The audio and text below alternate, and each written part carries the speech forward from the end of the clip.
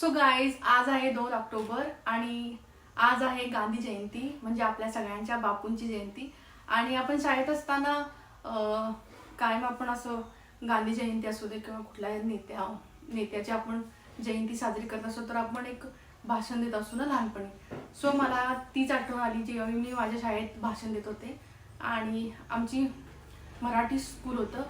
So आमची mummy मला आणि दीदीला दोघींना पण तो एसे लिहून द्यायची आणि आम्ही ते पाठांतर करून मग दुसऱ्या दिवशी आम्हाला ते सगळ्यांसमोर बोलायला लागायचं.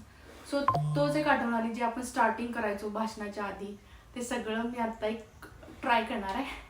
सो बघूया मला जमतंय का. अध्यक्ष महाशय, पूज्य गुरुजी आणि येथे जमलेल्या माझ्या छोट्या मोठ्या मित्रमैत्रिणींनो, मी आज तुम्हाला महात्मा गांधींबद्दल जे काही 4 शब्द सांगणार आहे ते तुम्ही शांतपणे ऐकून घ्यावे ही माझी नम्र विनंती. महात्मा गांधी यांचा जन्म 2 ऑक्टोबर 1869 रोजी पोरबंदर, गुजरात येथे झाला. महात्मा गांधींचे पूर्ण नाव मोहनदास करमचंद गांधी असे होते. त्यांच्या वडिलांचे नाव करमचंद गांधी आणि आईचे नाव पुतळाबाई होते. त्यांनी आपले प्राथमिक शिक्षण पोरबंदर आणि राजकोट येथे पूर्ण केले. पुढे वयाच्या 19व्या वर्षी ते इंग्लंडला कायद्याचे शिक्षण घेण्यासाठी गेले. इंग्लंडमध्ये त्यांनी बॅरिस्टर ही पदवी मिळवली आणि 1891 मध्ये ते भारतात परतले. गांधीजींनी त्यांच्या कायद्याच्या व्यवसायाची सुरुवात मुंबईमधून केली, परंतु त्यांना फारसे यश मिळाले नाही.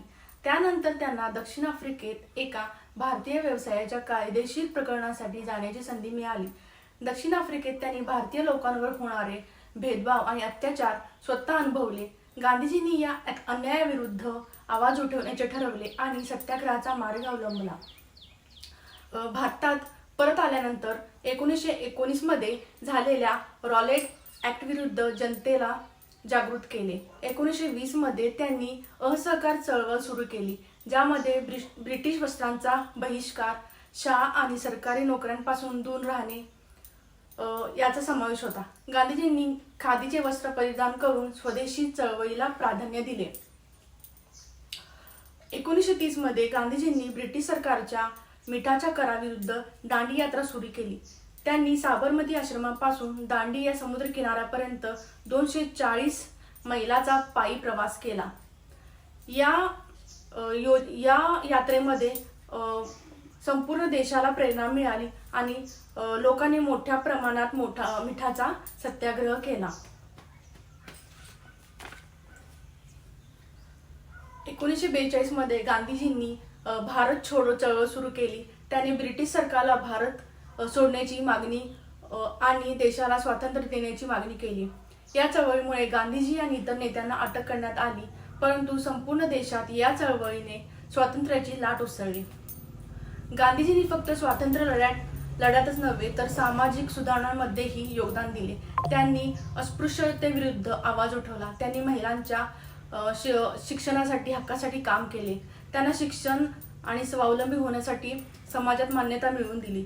गांधीजींनी सर्व धर्म समभावाबद्दल जोर दिला आणि हिंदू मुस्लिम ऐक्याचे समर्थन केले.